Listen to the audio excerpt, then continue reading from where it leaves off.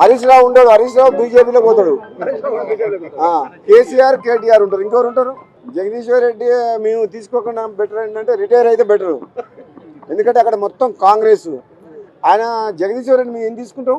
Jagadishwar Reddy Yadadri power ప్లాంట్లో ఏదైతే అవినీతి చేసిండో BHEL ద్వారా కాంట్రాక్టర్లకు వేల కోట్ల రూపాయలు దోచిపెట్టిండు పవర్ మినిస్టర్గా.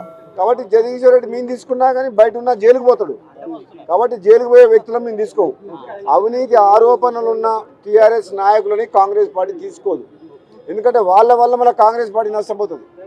ఎవరైనా ఉద్యమంలో ఉన్నోళ్ళు అయినా సరే మంచి పేరు ఉన్నోళ్ళని, ఎటువంటి ఆరోపణ లేని వ్యక్తులని TRS పార్టీలో ఉన్నోళ్ళని కాంగ్రెస్ పార్టీ తీసుకుంటుంది తప్పితే ఈ అవినీతి ఆరోపణలు ఉన్న కేసీఆర్ కానీ కేటీఆర్ కానీ జగదీశ్వర్ రెడ్డి కానీ అటువంటి వ్యక్తుల్ని కాంగ్రెస్ పార్టీ తీసుకోదు.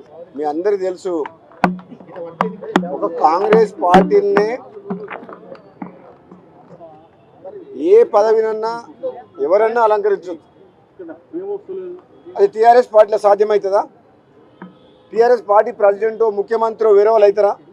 పోనీ ఎవరన్నా మంత్రి ఉన్నా సరే TRS పార్టీలో ఇతర కులాల వారు ఉన్న బడుగు బలైన వాళ్ళకి ఏదైనా అధికారం ఉండేదా? నామకే వాస్తే డమ్మిగా ఉండేది, అధికారం మొత్తం కేసీఆర్ కుటుంబం చేతిలో ఉండేది. కాంగ్రెస్ పార్టీలో అట్లా ఉండదు. కాంగ్రెస్ పార్టీలో ఒక మంత్రి స్వేచ్ఛగా పూర్తి అధికారంతో పనిచేస్తారు.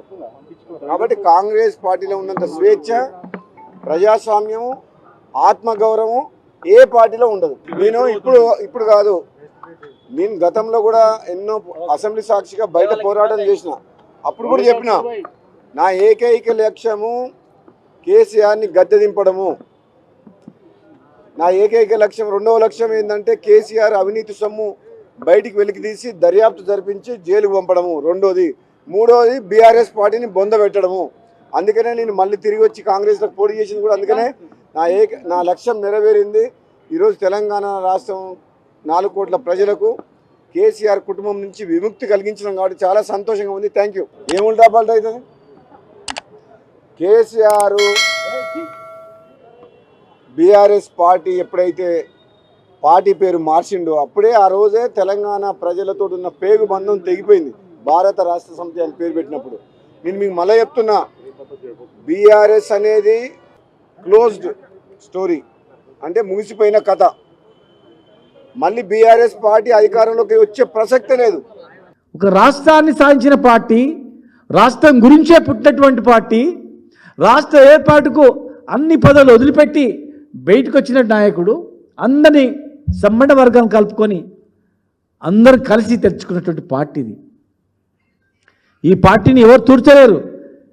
ఈ పార్టీని, ఈ తెలంగాణ తెచ్చిన పార్టీని ప్రజలే కాపాడుకుంటారు, తెలంగాణ సమాజమే కాపాడుకుంటుంది, తెలంగాణ ప్రజానీకమే కాపాడుకుంటుంది, తెలంగాణ పౌరులే కాపాడుకుంటారు.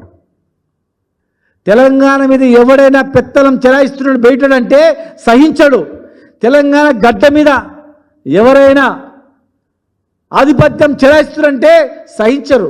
తెలంగాణ అస్తిత్వం పోతుందంటే సహించరు. అరే తెలంగాణ వెనుకబడిపోతుందంటే సహించరు. ఇవాళ దేశంలో తెలంగాణ చుట్టుముట్టు ఉన్న రాష్ట్రాల కన్నా నెంబర్ 1 రాష్ట్రం, దేశంలో అనేక రాష్ట్రాల కన్నా నెంబర్ 1 రాష్ట్రం.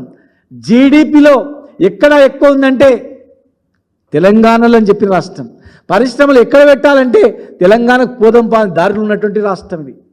అభివృద్ధి అంటే తెలంగాణని ప్రపంచ దేశాలు హర్షించే స్థాయికి ఎదిగినటువంటి పార్టీ. అదే స్థాయిలో కొనసాగితే తెలంగాణ సమాజం సంతోషపడుతుంది. ఏ స్థాయిలో కింద జర్ర దిగినా ఈ తెలంగాణ సమాజం సహించదు. ఎందుకంటే 70 సంవత్సరాలు దగపడ్డది, 70 సంవత్సరాలు నష్టపోయింది, 70-80 సంవత్సరాలు వెనుకకపోయింది. గోస ప్రపంచంలోనే పేరుగాంచినటువంటి దేశం ఇది. ప్రపంచంలోనే స్వతంత్ర దేశంగా ఉన్నటువంటి ప్రాంతం ఇది తెలంగాణ ఇది.